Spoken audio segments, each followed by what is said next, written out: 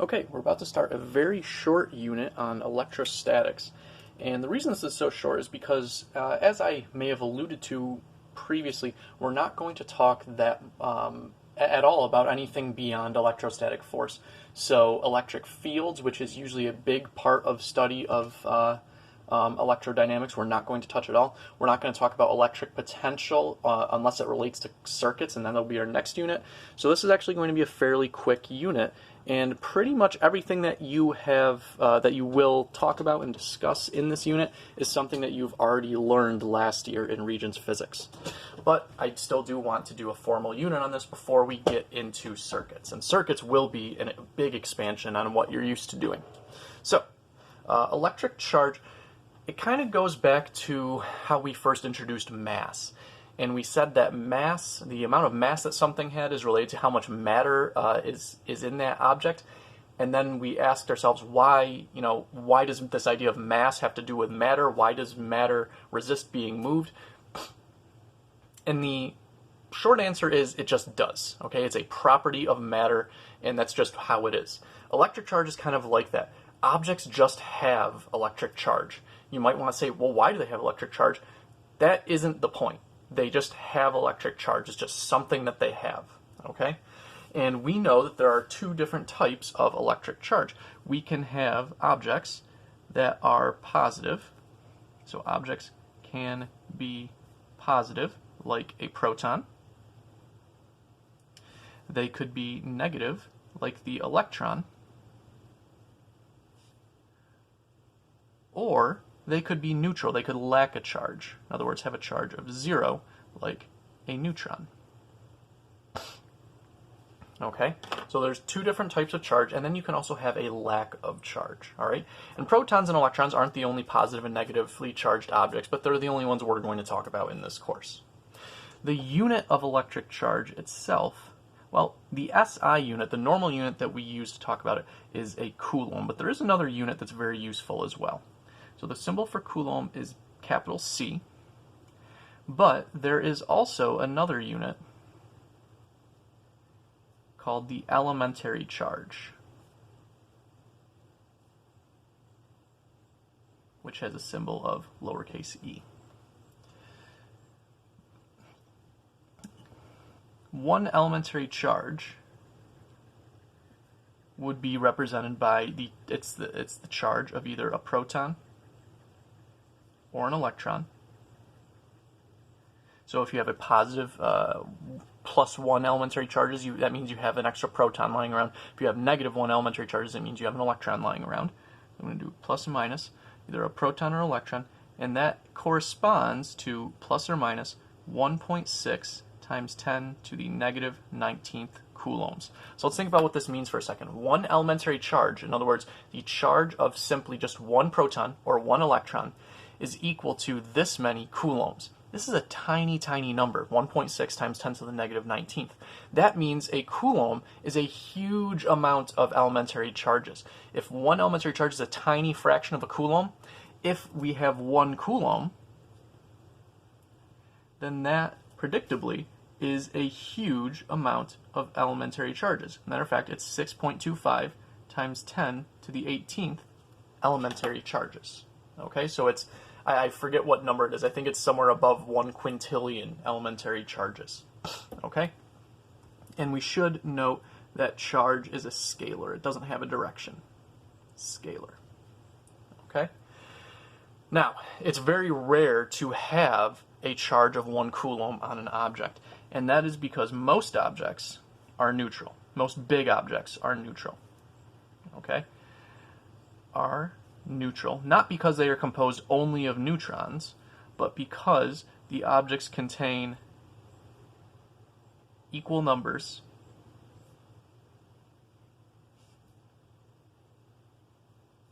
of protons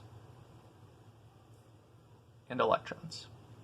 So most large objects, you don't get shocked when you touch them. Most large objects are electrically neutral. That doesn't mean they don't have protons, they don't have neutrons, or protons or electrons. It doesn't mean they only have neutrons. It just means that the number of protons is equal to the number of neutrons. As far as some differences between protons and neutrons go, there are a number of them, such as protons are more massive, electrons are not. Neutrons are approximately the same mass as protons, just a little tiny bit off. Obviously, a proton is positive, an electron is negative. The big one for us is that electrons can, and I'll put in quotes, move through processes that we know, like ionization, when you take an electron away from an atom, and therefore it becomes electrically charged, electrically unbalanced, so there's a net charge to it. Or energy levels, which we studied last year. Electrons moving up or down in energy levels. However, protons for us, for our approximation, are stuck in place. Now, is that 100% true all the time? Protons never move? No, but for our purposes, protons or positive charges aren't going to move. They're kind of stuck in the nucleus, because remember, electrons are outside the nucleus. Protons are locked into the nucleus. Protons are not stuck in protons. Silly. They are stuck in place in the nucleus. And the last note I want to make about electric charge is the idea of quantization.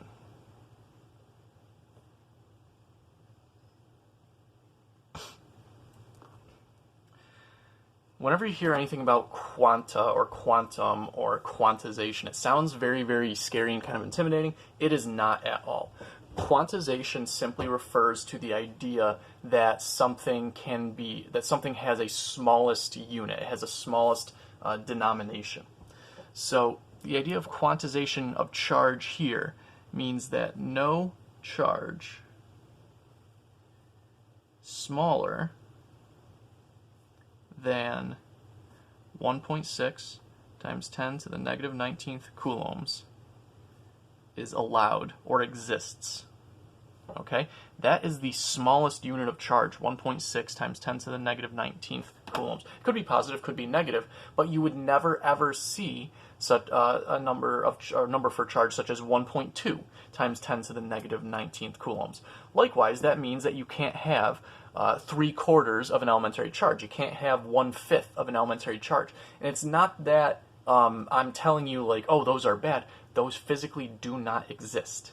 Now, we did talk about quarks last year. We're not going to talk about quarks this year. Okay, so if you're thinking, well, what about quarks? They have fractional charge. That is beyond the scope of what we're doing, so we're not going to talk about quarks. Okay, for our purposes, there's no charge smaller than 1.6 times 10 to the negative 19th coulombs allowed. So that means you cannot have any charge smaller than this. It also means you can't have fractional charges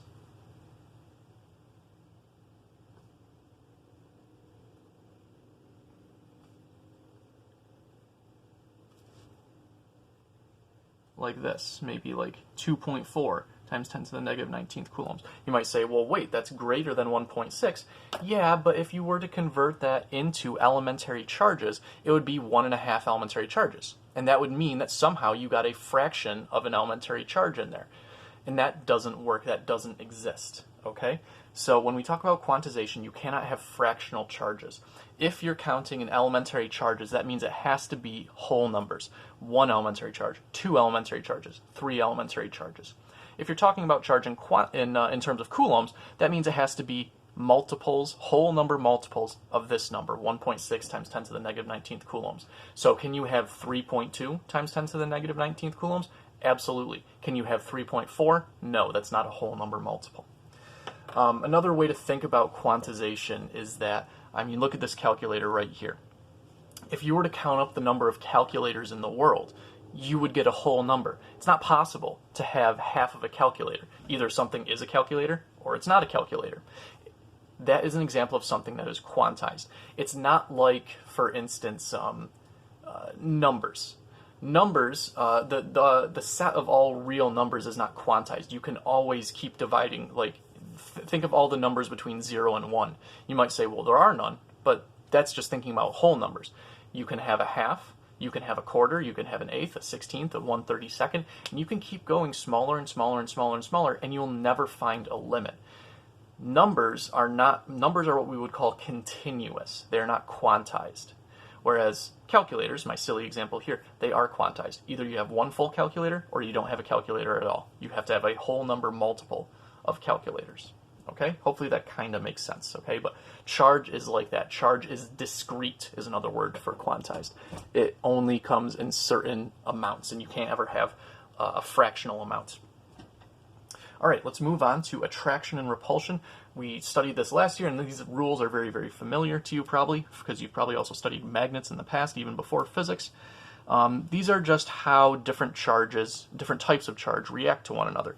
If you have two like charges, such as two protons, or two positive charges, or two negative charges, they will repel each other. Again, why does that happen? Just does. Like charges repel.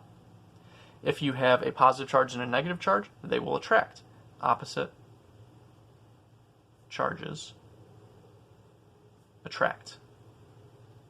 Now, those are the easy ones. Here is the one that people always mess up.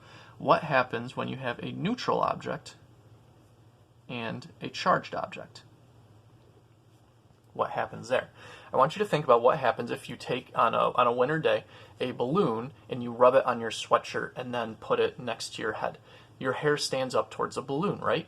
That's because the balloon is charged. You, however, on the other hand, you are probably neutral. Okay, you haven't lost any protons or electrons, or you haven't exchanged any charged particles. But your hair, which is attached to neutral you, is attracted to the charged balloon. So neutral and charged objects actually do attract each other. And of course, as this one's kind of obvious, neutral objects and other neutral objects do nothing. Okay? Now these rules are important in considering how objects become charged and how charges move around within those objects. So what I want to talk about right now is something called polarization. Polarization is not a method of charging, that's why it's not listed down there, but it allows us to start thinking about what happens when charges start to move around. Polarization is the movement of charges, I'll put a line here, movement of charges inside an object due to a nearby external, meaning not in that object, charge. And polarization happens to all objects,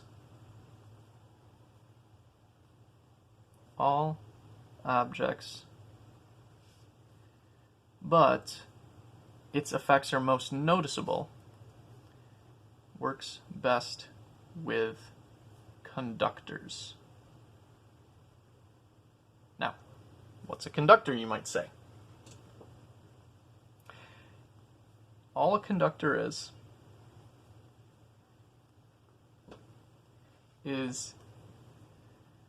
a material object in which charges move around very easily. The best conductor is probably metal. That's why we make wires out of metal. Metals have a free valence electron, or a couple of valence electrons that aren't held onto very strongly. So those electrons are, in essence, it's very easy to get them to move around within the metal. Okay, so material in which charges move around easily, like metal.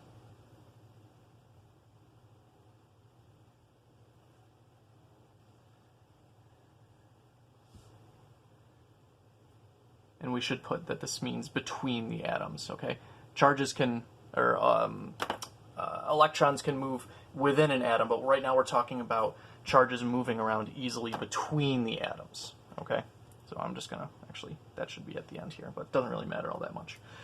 One thing that you should know about a conductor is that if the net charge, the total overall charge on the object, is not 0, then what actually happens if you have a net charge is that the charges always spread out to be as far away from each other as possible. And if you have an object, and the charges are trying to be as far away from each other as possible, because you have a net charge, which means you have more of one type of one charge than another. So those excess charges that don't have, let's say an object has a net negative charge. Those excess electrons that don't have any partner to cancel out their charge, so to speak, they will try and get as far away from each other as possible. What that means happens, in actuality, is that they go to the surface. They essentially end up hanging out on the surface because that's as far away, and they spread themselves out fairly evenly. That's as far away as they can get while staying in that object. The opposite of a conductor, because we do have to talk about that, is an insulator. And an insulator is just the opposite. It's the material in which charges don't move easily between atoms. Many objects are insulators. Air, for instance, is a very good insulator. Wood is a very good insulator. I do want to point out that with an insulator, polarization can still happen. Charges do move due to a nearby external charge, but it's a little different. Polarization still happens with insulators, but polarization now involves charges moving within atoms. You can think of the idea of an electron cloud that you might have learned about in chemistry, the area surrounding an atom where electrons are likely to be. If an object is being polarized, then the electron clouds of the atoms that are being polarized kind of shift, they change shape to reflect that polarization. Within, not between atoms. Okay, and before this video is done, very briefly, I do just want to show you a very quick picture of what polarization looks like. Okay, I'm going to draw, here is my original neutral object. Neutral object, and I'm going to represent it as neutral by drawing an even number of positive and negative charges. Now, obviously, a real object would have many more than 4 positive, 4 negative charges, but you get the point, okay? I am, in these drawings, going to practice conservation of charge, the idea that you cannot create or destroy charge. There's always been a set amount of charge in the universe, and that doesn't change, an overall net charge, so to speak. So I have this neutral object. It has 4 positives and 4 negatives. What I'm going to do is I'm going to have some outside charges approach it. So this doesn't count for conservation of charge. I'm going to bring in another object with its own charge. So outside charge approaches. In other words, I have, let's say, I don't know, a negatively charged rod, and that now comes near our originally neutral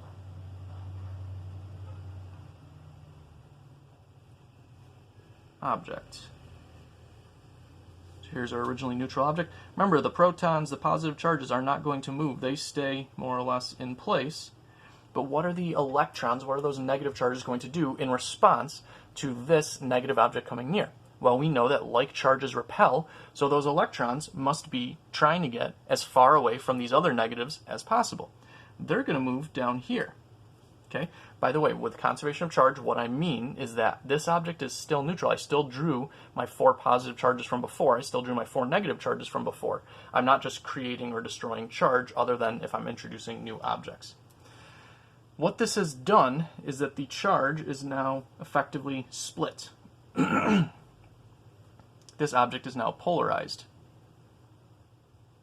Charge is now polarized.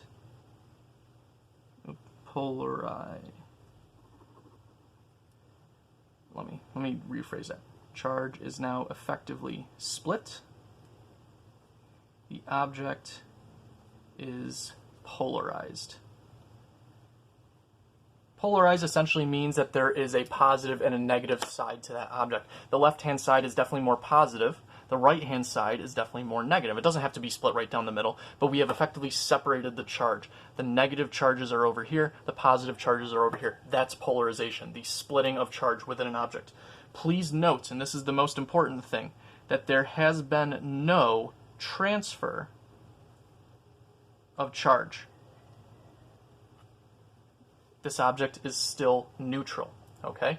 Nothing has changed in that regard. The object has just had its charges split up onto two different sides of that object. The object itself is still neutral.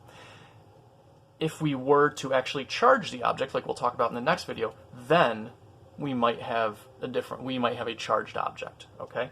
But polarization does not give or take away charges from an object, okay? It simply splits the charges up into two areas. We'll talk about methods of charging in the next video.